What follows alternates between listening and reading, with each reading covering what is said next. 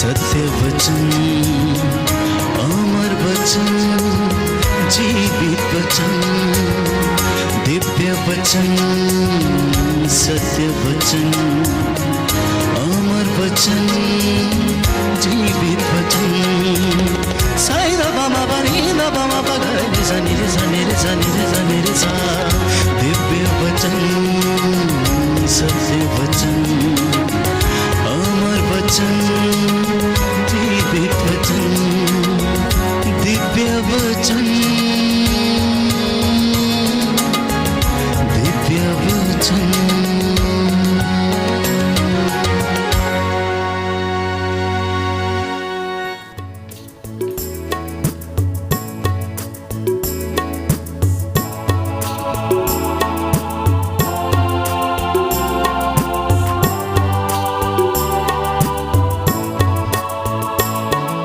रूह पाक की सब बरकतें मेरी जिंदगी में उतार दे।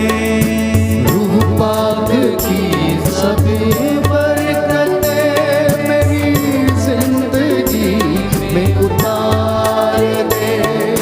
रूह पाक की सब बरकतें मेरी जिंदगी में उतार दे। रूह पाक की सब बरकतें मेरी जिंदगी में उतार दे। मुझे रास्ते का लिबास दे, मुझे रास्ते का लिबास दे। तो मेरी खुदी को मार दे।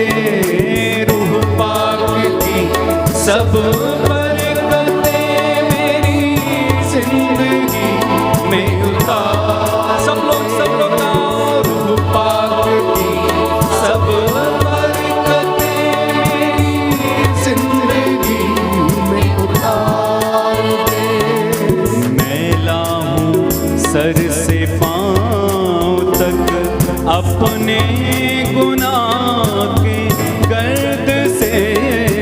मैला हूँ सर से पाँव तक अपने गुनाह के गर्द से, अपने गुनाह के गर्द से।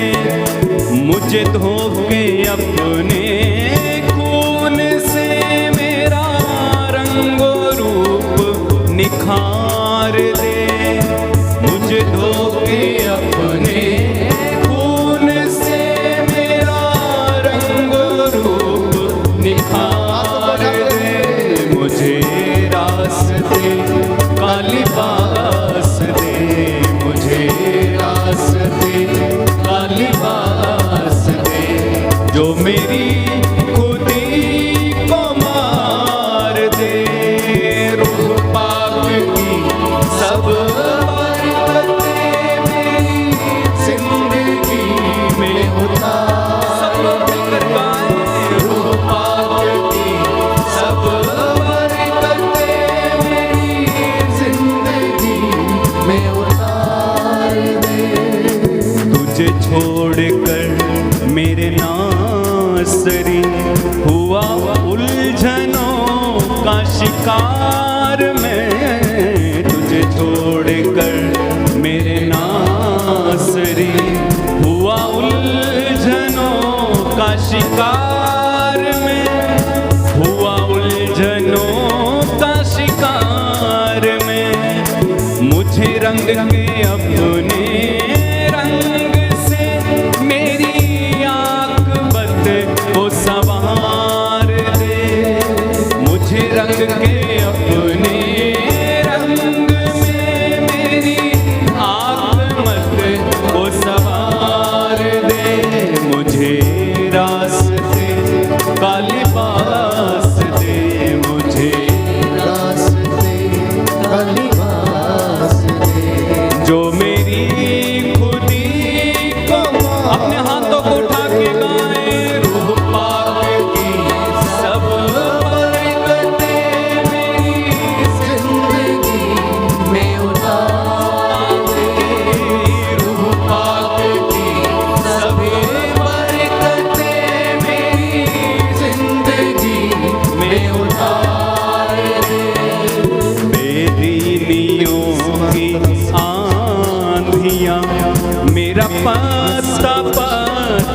गिरा गई बेदीनियों की आंधियां, मेरा पत्ता पत्ता गिरा गई, मेरा पत्ता पत्ता गिरा गई। मैं तेरा लगाया दरख्त हूँ, मुझे छू के रंग बहार दे। मैं तेरा लगाया दरख्त हूँ, मुझे छू के रंग बहार। मुझे रास्ते का मुझे रास्ते का लिबास दे, मुझे रास्ते का लिबास दे। जो मेरी खुदी को मार दे। रूह पाक की सब बरकतें मेरी जिंदगी में उतार प्रार्थना करो, प्रार्थना करो। रूह पाक की सब बरकतें मेरी जिंदगी में उतार रूह पाक की सब बरकतें मेरी जिंदगी में उतार दे। मुझे रास्ते का लिबास दे, मुझे रास्ते का लिबास दे। जो मेरी खुदी को मार दे। रूह पाक की सब बरकतें मेरी जिंदगी में उतार। बार बार बार बार गाएं। रूह पाक की सब बरकतें मेरी जिंदगी उतरा पवित्र आत्मा, छूले पवित्र आत्मा। रूह पाक की सब बरकतें मेरी जिंदगी में उतार दे। रूह पाक की सब बरकतें मेरी जिंदगी में उतार दे। रूह पाक की बरकतें मेरी जिंदगी में उतार दे। Hallelujah, hallelujah, hallelujah. हालेलुया। प्रभु का वचन कहता है, प्रभु का वचन कहता है, स्तोत्र संख्या 103 स्तोत्र संख्या 103 पद संख्या 5, पद संख्या 5, वह जीवन भर तुझे वह जीवन भर सुख तुझे शांति प्रदान करता सुख शांति प्रदान करता और तुझे गरुड़ की तरह गरुड़ की तरह चिरजीवी बनाता है। चिरजीवी बनाता है। उसके मार्ग रमणीय हैं और उसके सभी पथ और उसके सभी पद शांतिमय हैं। शांतिमय है। हालेलुया। हालेलुया। हे प्रभु यीशु, हे प्रभु यीशु, मुझसे बातें कीजिए। मुझसे बातें कीजिए। हालेलुया। हालेलुया। हे प्रभु यीशु, हे प्रभु यीशु, बोल तेरा दास बोल तेरा दास सुनने के लिए तैयार है। सुनने के लिए तैयार है। हालेलुया। हालेलुया। हे प्रभु यीशु, हे प्रभु यीशु, आज के ये वचन आज के ये वचन मेरे लिए हैं, मेरे लिए मेरे उद्धार के लिए हैं, मेरे उद्धार के मेरे लिए, परिवार के लिए हैं, मेरे परिवार मेरे जीवन के लिए मेरे हैं। जीवन के लिए। आमीन। आमीन। पेतरुस का पहला पत्र, उसका अध्याय 2 पद संख्या 9।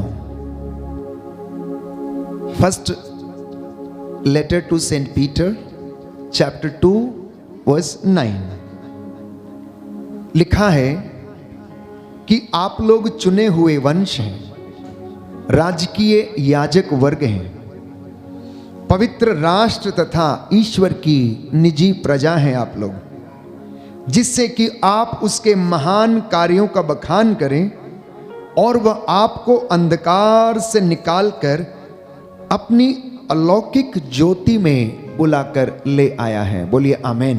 आमीन। हालेलुया। हालेलुया। हे प्रभु यीशु, हे प्रभु यीशु, मैं विश्वास करता हूँ मैं विश्वास कि करता हूँ आपने हमें कि आपने हमें अंधकार से निकालकर अंधकार से निकाल पाप की दास्ता से छुड़ाकर पाप की दास्ता से छुड़ाकर अपनी ज्योति में बुला लिया है। अपनी ज्योति में बुला लिया। हालेलुया। हालेलुया। हालेलुया। हालेलुया। प्रियजनों, उसने आपको करोड़ों लोगों में से चुना और ये मौका दिया कि आप उसकी हुजूरी में आए और सच्चे परमेश्वर के वचनों को आप सुने और वो आपको आशीष प्रदान कर दे। हमारे यज्ञ, हमारे चढ़ावे परमेश्वर को इसकी जरूरत नहीं। जिस तरह से बुढ़ापे में माता पिता को बच्चे की संपत्ति की लालच नहीं होती, लेकिन सिर्फ बच्चों की उपस्थिति उनके घर में उनके साथ रहे, वही उपस्थिति परमेश्वर अपनी चुनी हुई प्रजा से चाहता है कि मैंने इनको एक सच्ची दाखलता के रूप में मैंने बुलाया, इन्हें लगाया, इन्हें अपनाया। जब ये बालक था इज़राइल, जब तू बालक था, हे यहूदा जब तू छोटा था, तो मैंने तुझे पुत्र कहकर बुलाया। एक ऐसा रिश्ता हमारा प्रभु के साथ आज बनना है, उसके लिए हम बुलाए गए हैं, उसके लिए आप लोग चुने गए हैं। और यही कारण है कि आपने इस वचन को ग्रहण किया और यहाँ पर आप लोग बैठे हैं और कुछ लोग इस वक्त हमारे साथ ऑनलाइन प्रार्थना में कनेक्टेड हैं और वचन को सुन रहे हैं। तो प्रभु का वचन हमें बताता है कि आप लोग चुनी हुई प्रजा हैं। जब कोई व्यक्ति चुन लिया जाता है तो उसके लिए हर संभव कार्य करने के लिए लोग क्या करते हैं? तैयार रहते हैं। जिनको बुलाया जाता है उनके लिए हर प्रकार की सुविधा का इंतजाम किया जाता है। तो स्तोत्रकार कहता है, स्तोत्र संख्या 115 में पद संख्या 12 से 14 में, कि प्रभु आपको याद करता है। क्या करता है? प्रभु आपको याद करता है और वह हमें आशीर्वाद प्रदान करेगा। वह श्रद्धालु भक्तों को आशीर्वाद प्रदान करेगा। प्रभु ने आपको याद किया है आज कि आओ मेरी रोटी खाओ। मेरी रोटी अनंत जीवन है। जो रोटी मैं तुम्हें देता हूं वो अनंत जीवन से भरपूर है। यदि कोई वह रोटी खाएगा तो वह मरेगा नहीं। और उसकी रोटी, प्यारे भाइयों और बहनों, उसका वचन है। उसकी रोटी उसका वचन है और यह वचन जीवंत वचन है। प्यारे भाइयों और बहनों, आज ये वचन दुनिया में सर्वाधिक पढ़ा जाने वाला वचन है। दुनिया में सबसे ज्यादा पढ़ी जाने वाली अगर कोई किताब है तो वो है पवित्र बाइबल। दुनिया में अगर सबसे ज्यादा कोई किताब जलाई गई है या अपमानित की गई है तो वो है पवित्र बाइबल। दुनिया में सर्वाधिक बिकने वाली किताब जो है वो है पवित्र बाइबल। प्रियजनों, जितनों ने इसको पढ़ा और स्वीकार किया है उनके जीवन बदल गए हैं। और वो वचन देने के लिए, वो वचन सुनाने के लिए प्रभु ने आज अपने दास को यहां पर खड़ा किया कि वो आपसे परमेश्वर की ओर से बातें कर सके। ये मेरे शब्द नहीं परंतु परमेश्वर के ये शब्द हैं कि वो आपको आज आशीर्वाद देना चाहता है, आपको मन की शांति देना चाहता। मैं जानता हूं आप में से बहुत सारे लोग हैं जो अशांत हैं, जिनके जीवन में शांति नहीं है, बहुत बेचैनी है, हृदय में शांति नहीं है, बहुत बेचैनी है, आत्मिक शांति नहीं है। कुछ करना चाहते हैं लेकिन होता नहीं है, पारिवारिक शांति नहीं है, समाज में शांति नहीं है और आपके और हमारे आस पड़ोस में भी शांति नहीं है। तो ऐसी परिस्थिति में परमेश्वर का वचन हमें याद दिलाता है लेवी के ग्रंथ अध्याय 26 पद संख्या 6 में कि मैं देश भर में शांति बनाए रखूंगा। बोलिए आमीन, हालेलुया, हालेलुया। जिससे कि तुम लोग, कहता है, निर्भय होकर सो सको। परमेश्वर का वादा सुनिए। आपको उसने चुना, आपको उसने बुलाया, आपको वो याद करता है, आपको वो आशीर्वाद देता है और आपके प्रांतों में आशीर्वाद बनाए रखता है, शांति बनाए रखता है, जिससे कि आप रात्रि में निर्भय होकर सो सकें। बोलिए आमीन, आमीन, हालेलुया, हालेलुया। प्रभु का वचन कहता है, प्रभु का वचन कहता मैं है, देश भर में शांति बनाए रखूंगा, मैं तेरे घर में शांति बनाए जिससे रखूंगा, तुम निर्भय होकर जिससे तुम निर्भय सुख होकर की नींद सो सको। सुख की नींद सो सको। Hallelujah, hallelujah, hallelujah, hallelujah. Hallelujah. तो वो हर व्यक्ति को शांति देना चाहता है। क्यों देना चाहता है? What is the reason? उसे क्या जरूरत है? ईश्वर को हमारी जरूरत क्यों है? वास्तव में हमें ईश्वर की जरूरत होनी चाहिए, क्योंकि हर व्यक्ति मोक्ष की तलाश में है। हर व्यक्ति इस शरीर से आजादी पाना चाहता है, क्योंकि यह शरीर रोगों से भरा हुआ एक मिट्टी का पुतला है। ये ठोकर लगती है, टूटता है, हम गिर जाते हैं, इसमें कीड़े पड़ जाते हैं, कोई फोड़ा हो जाता है तो हम उसे असमर्थ हो जाते हैं। किसी को शुगर की बीमारी लग जाए या फिर किसी को गैंग्रीन हो जाए तो उसका अंग काटना पड़ता है। कैंसर हो जाए तो उस अंग को निकालना पड़ता है। ये मिट्टी का पुतला अनेक प्रकार की इन तमाम रोगों से और बुराइयों से भरा हुआ है, और इंसान इस पे कितना गर्व करता है, कितना घमंड करता है, जैसा कि ये सदा के लिए ऐसा ही रहेगा। प्यारे भाइयों और बहनों, बाइबल हमें बताती है कि परमेश्वर हमें संपूर्ण रूप से विकसित करने के लिए, परमेश्वर हमें संपूर्णता प्रदान करने के लिए, परमेश्वर हमें अपने पास बुलाने के लिए क्या करता है? हमारे साथ ये सारे कामों को करता है। वचन के माध्यम से, याजकों के माध्यम से, दुआ प्रार्थना के माध्यम से, उपवास और प्रार्थना के माध्यम से, प्रायश्चित और पश्चाताप के माध्यम से वो क्या करता है? हमें बुलाना चाहता है, पवित्र करना चाहता है।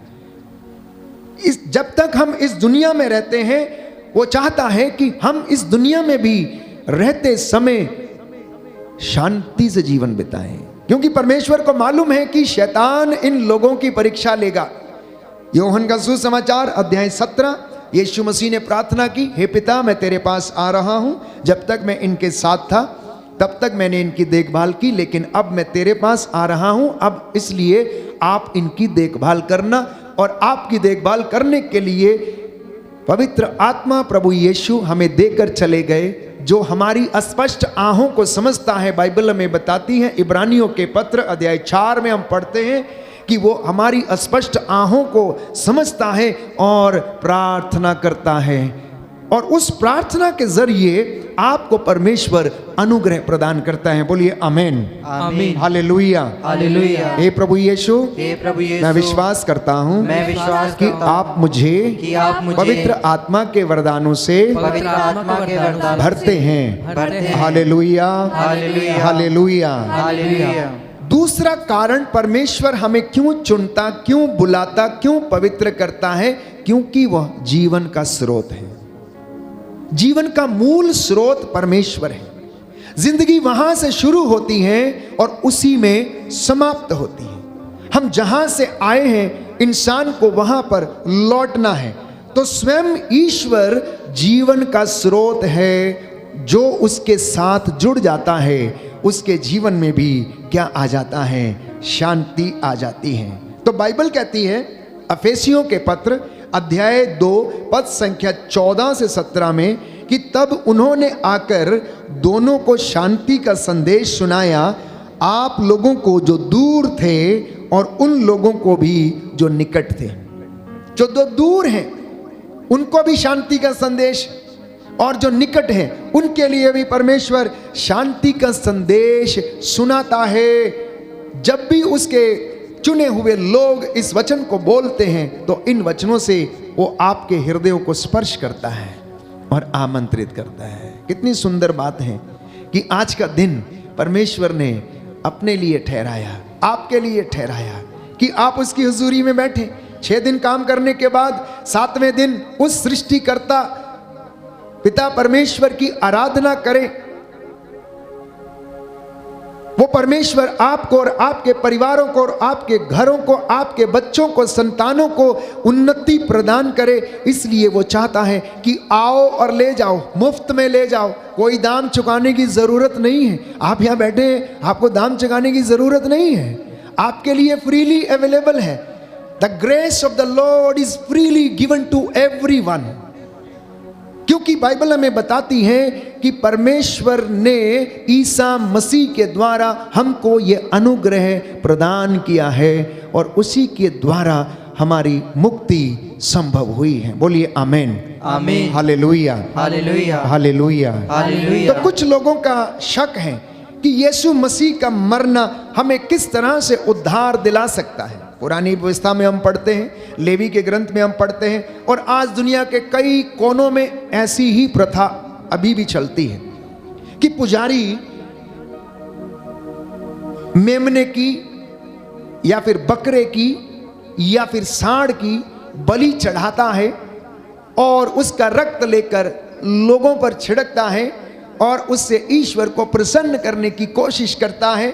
यहूदी प्रथा में भी हम यही पढ़ते हैं, पुरानी व्यवस्था में, लेवी के ग्रंथ में हम पढ़ते हैं कि जब यज्ञ और चढ़ावे चढ़ाए जाते थे तो मेमने का वध करके जो निर्दोष हुआ करता था उसका वध करके याजक उस लहू को लेकर लोगों पर छिड़कता था, और प्यारे भाइयों और बहनों, ये सोचकर कि इस लहू के द्वारा पापों का प्रायश्चित होगा। लेकिन बाइबल ये कहती है कि इंसान के लहू में जीवन है, जानवर के लहू में जीवन नहीं है। क्यों?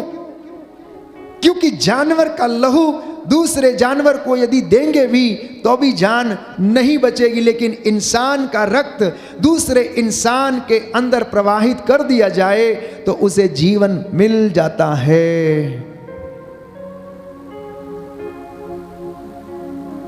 अगर किसी की किडनी खराब हो जाती है तो आपके भाई या बहन या पति की किडनी आपको मिल जाए तो आप जीवित रह सकते हैं, क्योंकि उसमें जीवन है।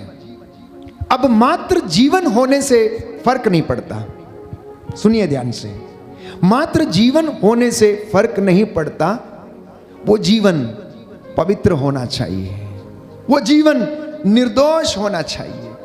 तो बाइबल रोमियो के पत्र अध्याय 3 पद संख्या 23 में कहती है, सबने पाप किया, सब ईश्वर की महिमा से वंचित है। तो इंसान ईश्वर की महिमा से वंचित है, तो इंसान से उत्पन्न इंसान हमारे पापों का उद्धार नहीं कर सकता।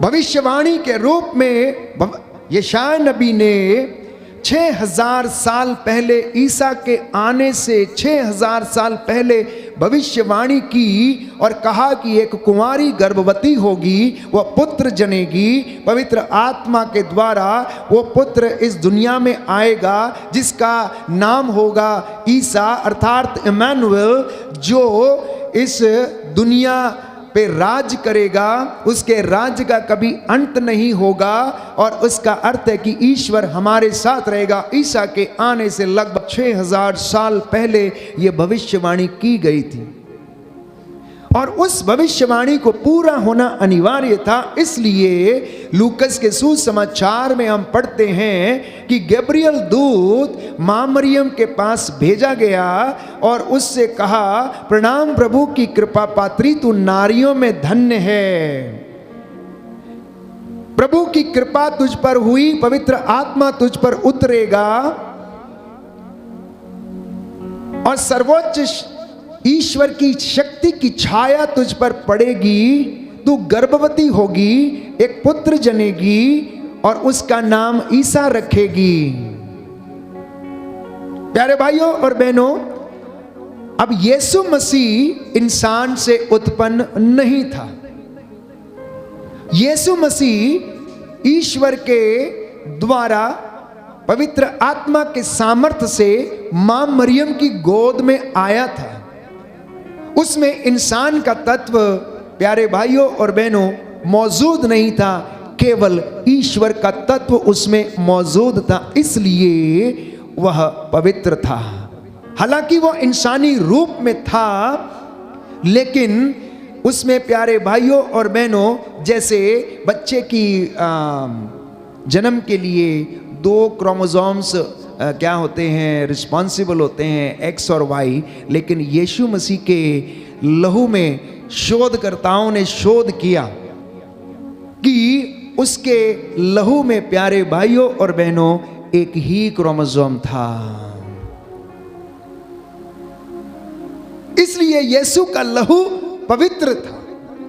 और जब किसी पवित्र व्यक्ति की, निर्दोष व्यक्ति की बलि चढ़ाई जाएगी तो पापों की क्षमा तभी मिलेगी। तो यहूदी प्रथा में जब याजक ये काम किया करते थे तो वो पहलोठा मेमना लिया करते थे जो निर्दोष हुआ करता था, और यीशु मसीह निर्दोष था, उसके ऊपर कोई कलंक नहीं था, वो निष्कलंक था, पिता से उत्पन्न था प्यारे भाइयों और बहनों, इसलिए उसके लहू बहाने से आपको और मुझे शांति मिली। बोलिए आमेन, आमीन, हालेलुया, हालेलुया। हे प्रभु यीशु, हे प्रभु यीशु, आपका पवित्र लहू आपका पवित्र मैं अपने लहू शरीर पर, मैं अपने शरीर अपने पर, घर पर, अपने घर पर छिड़क देता हूँ। छिड़क देता हूँ। Hallelujah, hallelujah, hallelujah. हालेलुया। तो वो लहू हमें बचाता है, वो लहू हमें शुद्ध करता है, उस लहू में ताकत है। कोई दूसरा लहू हमें सेव नहीं कर सकता, किसी दूसरे व्यक्ति के रक्त बहाए जाने से पाप क्षमा नहीं मिल सकती, किसी दूसरे व्यक्ति के द्वारा मुक्ति नहीं मिल सकती, क्योंकि वे लोग पवित्र नहीं हैं, वो ईश्वर से उत्पन्न नहीं है, इंसान से उत्पन्न है प्यारे भाइयों और बहनों। और यही कारण है कि चिन्ह चमत्कार होते हैं, यही कारण है रोगी चंगे होते हैं। इतिहास गवाह है, वर्तमान में आप देखते हैं कितने लोग प्यारे भाइयों और बहनों अंगीकार करते हैं, लंगड़े चलते हैं, अंधे देखते हैं। यीशु ने कहा तुम क्या देखते हो? उन्होंने कहा क्या तुम ये नहीं देखते कि लंगड़े चलते हैं, अंधे देखते हैं, बहरे सुनते, गूंगे बोलते हैं? यीशु मसीह ने अपनी सेवकाई में यही किया, दुष्ट आत्माओं को निकाला, बंदियों को उसने रिहा किया, जितने भी लोग मंदिर में वो सब काम कर रहे थे उन सबको उसने वहां से भगाया प्यारे भाई और बहनों, क्योंकि वो चाहता है कि आप लोग प्रभु की पवित्र प्रजा बनकर उसके साथ रहें। फिलिपियों के पत्र अध्याय 4 पद संख्या 7 में हम पढ़ते हैं कि ईश्वर की शांति जो हमारी समझ से परे है आपके हृदयों और विचारों को ईसा मसीह में सुरक्षित रखेगी। देखिए, परमेश्वर की बहुत सारी बातें, संहिता की बहुत सारी बातें, परमेश्वर के बहुत सारे वचन हमारी सोच के परे हैं कि ये कैसे हो सकता है, क्योंकि इंसानी सोच एक लिमिटेड सोच है, हमारा एक दायरा है, हम उसी दायरे तक सोच सकते हैं, उससे ज़्यादा हम कुछ नहीं सोच सकते हैं।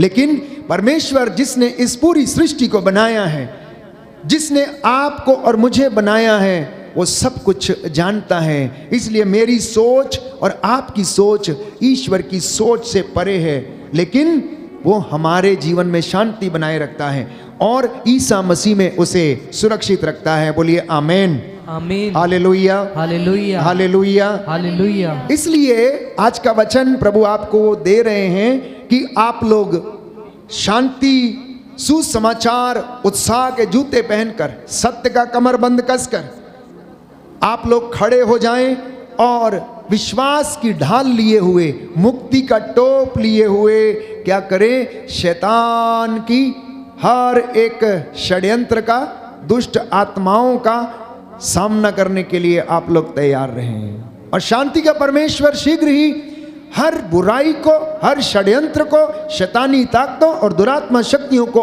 आपके पैरों के नीचे डालकर कुचल देगा। बोलिए आमेन, आमीन, hallelujah, hallelujah, hallelujah, hallelujah, hallelujah, hallelujah.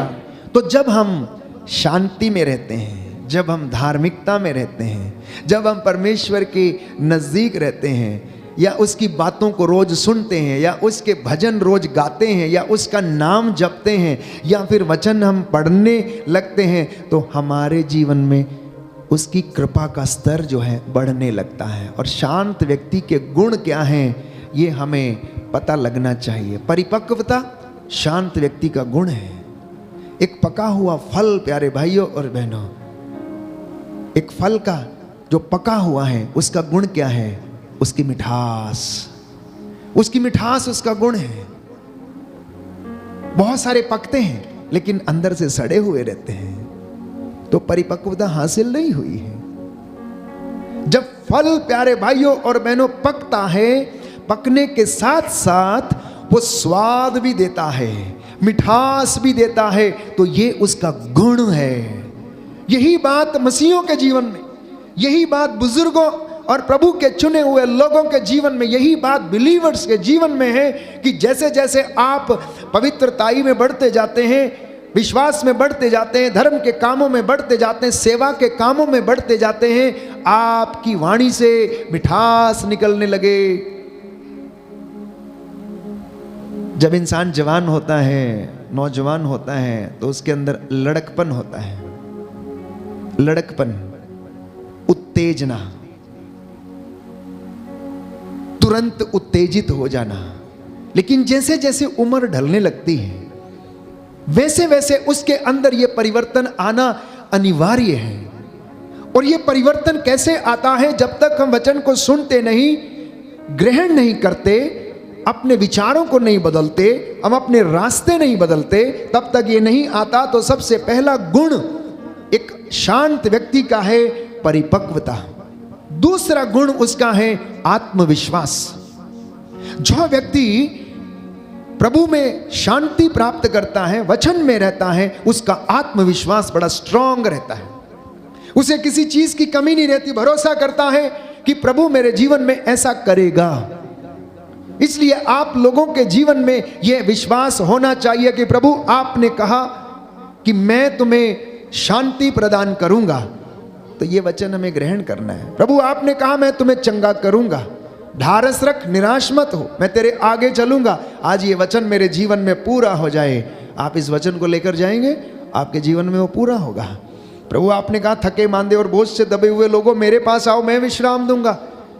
और प्रभु आपको वो चीज प्रदान करेगा। तीसरा गुण कि वो अपने उद्देश्यों को सामने रखता है। जो व्यक्ति शांत है, प्रार्थना में है, धर्मी है, सबसे पहले उसकी प्राथमिकताएं होती हैं। प्राथमिकता क्या? सुबह उठना, सुबह उठकर भोर में परमेश्वर का धन्यवाद करना, परमात्मा से जुड़ जाना, क्योंकि वो हमें आत्मिक और आध्यात्मिक शक्ति से संपन्न करता है।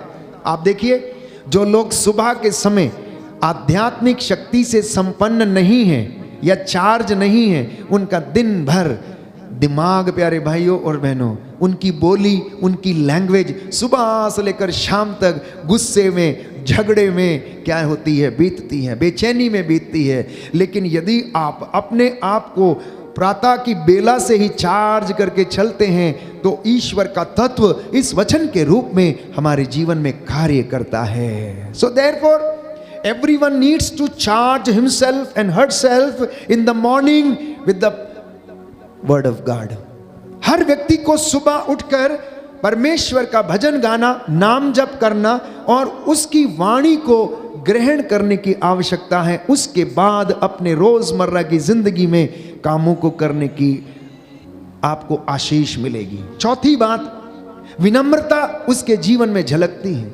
जो व्यक्ति धर्मी है, जो व्यक्ति सच्चा है, जो झूठ नहीं बोलता, विनम्रता उसके जीवन में झलकती है। पांचवी बात कि वह सर्वगुण संपन्न व्यक्ति के रूप में उभरने लगता है। अनेक गुण उसके जीवन में आते हैं क्योंकि परमेश्वर की शांति उसके जीवन में और परिवार में बनी रहती है। वो घमंडी नहीं बनता है, अहंकारी नहीं होता है, वो लालच नहीं करता है। इसके विपरीत प्यारे भाइयों और बहनों, जो व्यक्ति अशांत रहता है, उसका स्वभाव देखिए कैसा रहता है। जीवन का उद्देश्य उसे ऐसा लगता है जैसे समाप्त हो गया। अशांत व्यक्ति को ऐसा लगता है सब कुछ खत्म हो गया, हम बर्बाद हो गए, हम लुट गए, हमारा घर लुट गया, हमारा ये खो गया, हमारा वो खो गया, और ऐसा लगता है सब कुछ समाप्त हो गया। नहीं, जब आप ऐसा सोचते हैं कि सब कुछ समाप्त हो गया, वहीं से एक नई जिंदगी की शुरुआत होने लगती है। अगर आप भरोसा करेंगे, जो व्यक्ति अशांत है उसके मानसिक स्तर, उसका शारीरिक स्तर और उसका भावनात्मक स्तर में बड़ी हलचल रहती है। इमोशनली वीक रहता है, फिजिकली भी वीक रहता है, बीमारियों से ग्रसित रहता है और मेंटली भी वीक रहता है। सोच नहीं पाता है, याद नहीं कर सकता है, याददाश्त उसकी समाप्त हो जाती है। करना कुछ चाहता है, करता कुछ है, और निर्णय लेने में वो प्यारे भाइयों और बहनों बहुत ज़्यादा कमज़ोर हो जाता। हालेलुया, हालेलुया दाहिना हाथ उठाकर बोलेंगे हालेलुया। हालेलुया।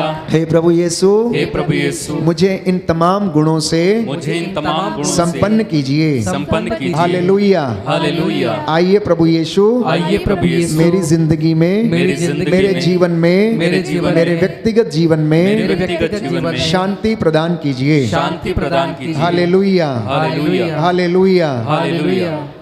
अशांत व्यक्ति में हमेशा बदले की भावना रहती है, ईर्ष्या की भावना रहती है, लोगों को गिराने की उसके विचार रहते हैं, इसलिए वो अशांत रहता है। लोगों की खुशी से उसको दुख होता है। लोग खुश हैं लेकिन ये व्यक्ति दुखी होता है। क्यों? क्योंकि अभी तक इसमें ईश्वर का तत्व मौजूद नहीं, और यही कारण है वो बीमारियों से जकड़ने लगता है, और यही कारण है चिड़चिड़ापन, झगड़ा उसके अंदर आ जाता है। जिंदगी में स्थिरता नहीं रहती है, समस्याओं का सामना नहीं कर पाता है, उनसे दूर भागता है। याद रखिए, अगर आप समस्याओं से दूर भागेंगे तो समस्याएं आपका पीछा करेंगी, आपको छोड़ेंगी नहीं, और आप अल्प विश्वासी हो जाएंगे और जिंदगी में ऐसा लगेगा सब कुछ समाप्त हो गया है। इसलिए प्रभु का वचन कहता है, झूठ मत बोलो, ईर्ष्या करना छोड़ दो, सत्य का कमरबंद कसो, शांति, सुसमाचार, उत्साह के जूते पहनो, विश्वास की ढाल लेकर खड़े हो जाओ। क्योंकि हमारी लड़ाई लोगों से नहीं है, हमारी लड़ाई किसी मनुष्य से नहीं है, आकाश की दुष्ट आत्माओं से, संसार के अधिपतियों से है, शैतानी दुरात्मा शक्तियों से हमारी लड़ाई है, जो दिन रात हमें परमेश्वर से दूर करने के लिए लगी रहती हैं। हालेलुया। हालेलुया। हालेलुया। हालेलुया। तो हमें क्या करना चाहिए? हमें क्या करना चाहिए? प्रभु कहता है, ओ मेरी चुनी हुई प्रजा, ओ मेरे बेटे, ओ मेरी बेटी, तू जीना चाहता है, तू शांति चाहता है, आजा मेरे पास आ। देख, जीवन का स्रोत मैं हूँ, आदि मैं हूँ, अंत में हूँ, अल्फा में हूँ, ओमेगा में हूँ। यदि तू मेरे पास आएगा अंधकार में कभी नहीं भटकेगा।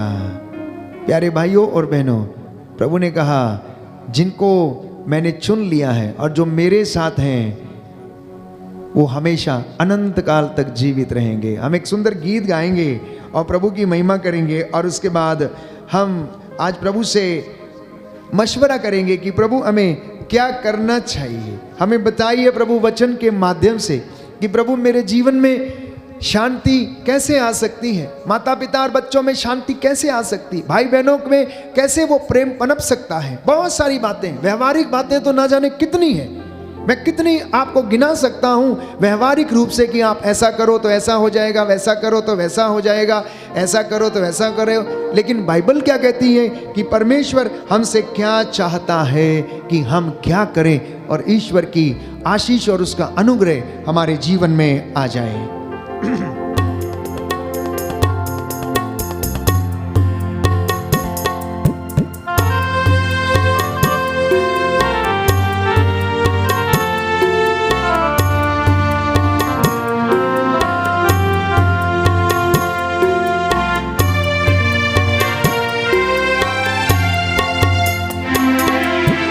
यीशु बुलाता तुम्हें,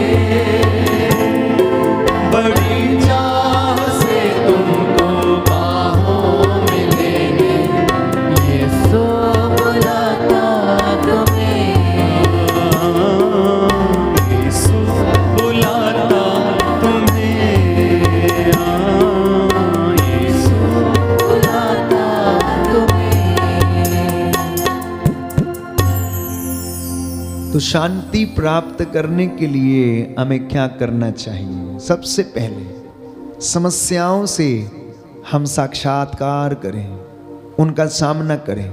आपकी समस्याओं का हल आपसे उतनी दूर है जितने आपके जमीन से घुटने दूर हैं।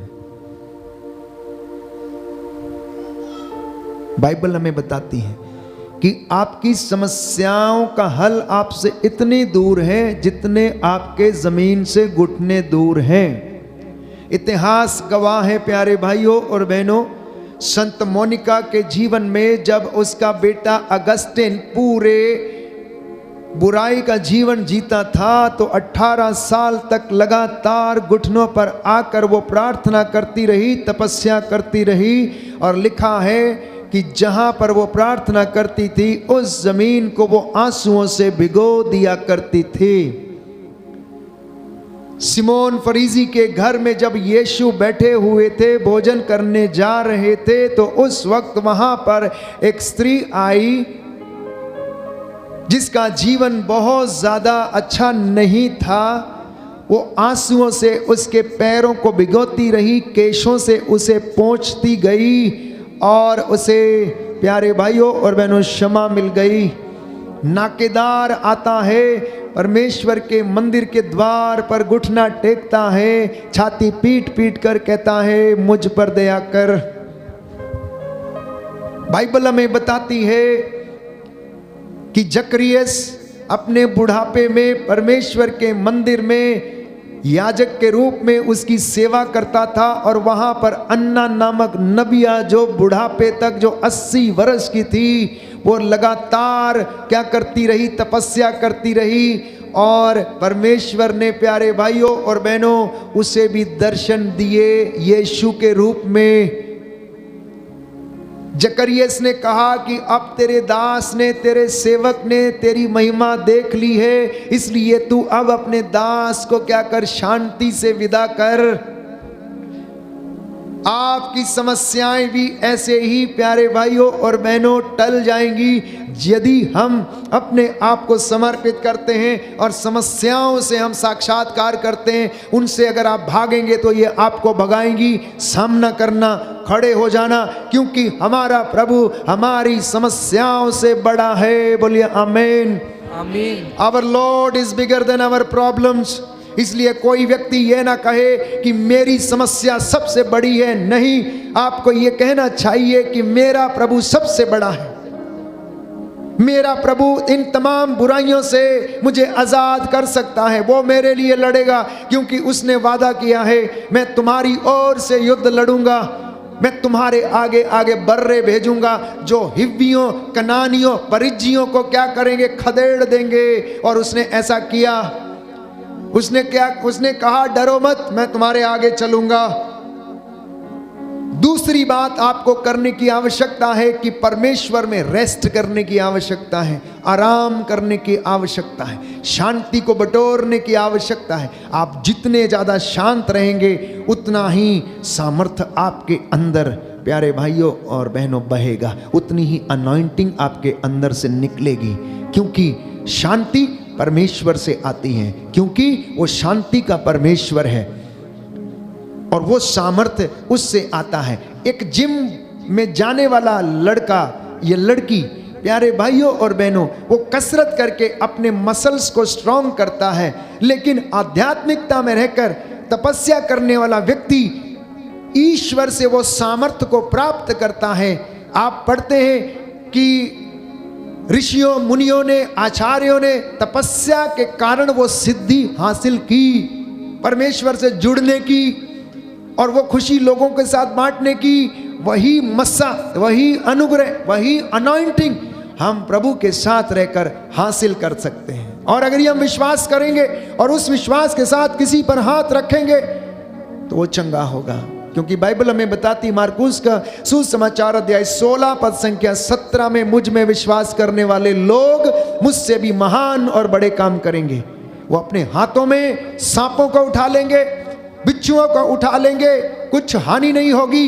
विष पिएंगे, उन्हें कुछ हानि नहीं होगी। प्यारे भाइयों और बहनों, ये अनुग्रह परमेश्वर ने हमें दिया। तीसरी बात, आत्मविश्वास पैदा करें, प्रभु में विश्वास पैदा करें। वो दुख में हमको परख लेता है, दुख की भट्टी में हमको छोड़ देता है, परखता रहता है। हम जीवन के लिए एक नया उद्देश्य स्थापित करें, और वो उद्देश्य है परमेश्वर के साथ रहना, वचन में जीना, वचन में बढ़ना, वचन में चलना, वचन में सुनना, वचन को सुनाना, वचन की गवाही बनना।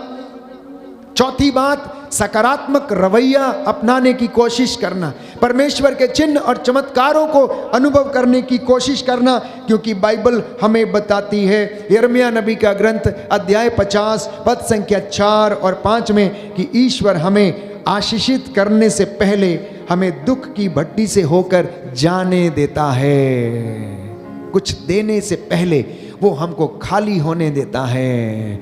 अनॉइंटिंग लेने से पहले वो हमको उपवास की तपस्या में जाने देता है, प्रार्थना की तपस्या में जाने देता है, अनुशासन में बनने देता है, और वो हमें आशीष देना चाहता है। वो हमारे जीवन में ऐसा होने देता है जिससे कि हम आग की भट्टी में नहीं, दुख की भट्टी में परखे जाएं और हमारे जीवन की परख हो जाए।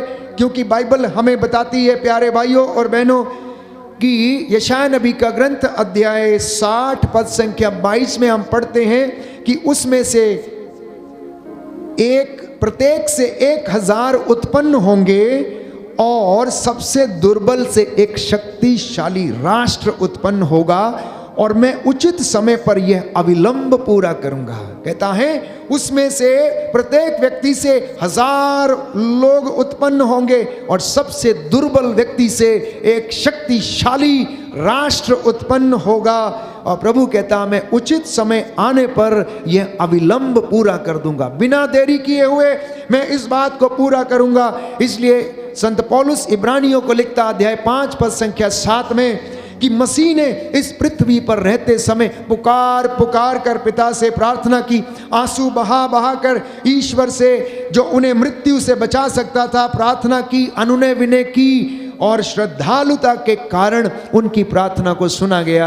आपकी भी प्रार्थना सुनी जाएगी। बोलिए आमेन, आमीन, hallelujah, hallelujah, hallelujah, hallelujah, hallelujah, hallelujah. हे प्रभु यीशु, हे प्रभु यीशु, मेरे जीवन में आपके वादे पूरे हो जाने दीजिए, पूरे हो जाने दीजिए। Hallelujah, hallelujah, hallelujah, hallelujah. तो एक वादा आज प्रभु आपसे कर रहा है। जो सोचते हैं कि हम दुखी हैं, जो सोचते हैं कि बीमार हैं, जो सोचते हैं सब कुछ समाप्त हो गया, आज एक वादा प्रभु आपसे करना चाहता है। और वचन है यशायाह नबी का ग्रंथ अध्याय 65 पद संख्या 23 से 24 कि अब वे व्यर्थ परिश्रम नहीं करेंगे। कहता है अब ये लोग व्यर्थ परिश्रम नहीं करेंगे, इनकी संतानें दुर्दिन नहीं देखेंगी, प्रभु का आशीर्वाद इन पर और इनके वंशजों पर बना रहेगा, बशर्ते कि ये मेरी आज्ञाओं पर चलने वाले बन जाएं, बशर्ते कि ये मेरे वचनों को ग्रहण करें, बशर्ते कि ये ईमानदार रहें, बशर्ते कि ये झूठ ना बोलें, चोरी ना करें, हत्या ना करें, ईर्ष्या ना करें, घमंड ना करें, तो इनकी संतानें उन्नति देखेगी, दुर्दिन नहीं देखेगी, और मैं इनके साथ किए हुए वादों को पूरा करूंगा। बोलिए आमीन, आमीन। खाली संतानें नहीं, आने वाले वंशज भी आपके आशीर्वाद प्राप्त करेंगे, आपके नाती पोते, उनके बच्चे, और आगे उनके नाती पोते और उनके बच्चे, आने वाली पीढ़ियां प्यारे भाइयों और बहनों ईश्वर की महिमा देखेंगी। इसलिए प्रयत्न करना, प्रार्थना करना, जुड़ जाना, क्योंकि जुड़ने में आनंद है, उसे देखने में आनंद है। जो उसकी ओर दृष्टि लगाता आनंदित रहता है, वो निराश नहीं होता, उनके घर सदा भरे पूरे रहते हैं, उन्हें किसी चीज़ की कमी नहीं रहती है, क्योंकि वह उनके देखते देखते उनके लिए खाने की मेज सजाता है और उनके सिर पर तेल का विलेपन करता है, उनके प्याले लबालब भर देता है, क्योंकि उन्हें उसकी लाठी और सोटे पर भरोसा है। चाहे अंधकार की घाटी से होकर जाना क्यों ना पड़े, वो शंका नहीं करते, वो निडर रहते हैं, चलते जाते हैं, चलते जाते हैं, वो उनके लिए प्रबंध करेगा। बोलिए आमीन, आमीन। तो आज एक दूसरा वादा प्रभु आपसे करता है कि मैं इनके लिए प्रबंध करूंगा। बोलिए आमीन, आमीन। क्योंकि उसने बाइबल हमें बताती हैं इब्राहिम के लिए प्रबंध किया, अपनी प्रजा के लिए प्रबंध किया, इजराइलियों के लिए प्रबंध किया। कहता है इनके दुहाई देने से पहले मैं इन्हें उत्तर दूंगा, इनकी प्रार्थना पूरी होने से पहले मैं उसे स्वीकार करूंगा। आप और आपके बच्चे ईश्वर के चिन्ह और प्रतीक हैं, इसलिए उनको दुर्दिन कभी नहीं देखने देगा। बोलिए आमीन, आमीन, हालेलुया, हालेलुया। एक आशीष प्रभु आज वचन के द्वारा देना चाहता है। अपने दास के मुख से इस वचन के द्वारा आपको ये आशीष देना चाहता है। यशायाह नबी का ग्रंथ अध्याय 58 पद संख्या 11। याद रखिए, इन वचनों को लेकर जाना साथ में, इनको बोलना, प्रभु आज आपने ये वचन दिया, प्रभु आज ये वचन मेरे जीवन में, परिवार में पूरा हो जाए कि प्रभु तुम्हारा निरंतर पथ प्रदर्शन करेगा। आज जो निर्णय लेंगे यीशु में लेंगे वो पूरे होंगे, असफल नहीं होंगे। आप जो भी निश्चय करेंगे वो परमेश्वर उसे पूरा करेगा। और क्योंकि अध्याय 58 यशायाह नबी का ग्रंथ पद संख्या 11 बाइबल इस बात को प्रमाणित करती है कि वो आज आपका पथ प्रदर्शन करेगा, तुम्हें मरुभूमि में तृप्त करेगा। मतलब अगर तुम्हारी कंगाली में आटा गीला है तो तब भी वो तुम्हारे लिए प्रबंध करेगा, क्योंकि उसने सरप्ता की विधवा के लिए एलीशा के द्वारा प्रबंध किया। याद रखिएगा, अकाल पड़ा था, उसके पास कुछ भी नहीं था, एक मुट्ठी आटा था, थोड़ा सा कुप्पी में तेल था और पूरे अकाल में उसके पास कुछ नहीं था। उसकी कंगाली में मानो आटा गीला ही था, कुछ भी नहीं था। उसका बेटा और वो खाकर मर जाने वाले थे, लेकिन प्रभु ने सरप्ता की विधवा के लिए प्रबंध किया, तो आपके लिए क्यों ना करेगा। बोलिए आमीन, आमीन। इन वचनों को रिसीव करके जाना, इन वचनों को ग्रहण करना प्यारे भाइयों और बहनों। अगला वचन है वह तुम्हें शांति प्रदान करता रहेगा, करता रहेगा, continuous tense, always he will keep on doing. और तुम्हें सींचे हुए बगीचे की तरह बनोगे। तुम एक सींचे हुए बगीचे की तरह जिसमें पेड़ हरा भरा रहता है, पौधा खिला हुआ रहता है और जल स्रोत के सदृश जिसकी धारा कभी समाप्त नहीं होती है। ये वादा है। यशायाह नबी का ग्रंथ अध्याय 65 पद संख्या 23 से 24। और उसकी आशीष जो आपको वो अपने दास के द्वारा इस वचन के माध्यम से दे रहा है, यशायाह नबी का ग्रंथ अध्याय 58 पद संख्या 11। ये वचन आपके जीवन में पूरा हो जाए और आपको शांति और चंगाई मिले। बोले आमीन, आमीन।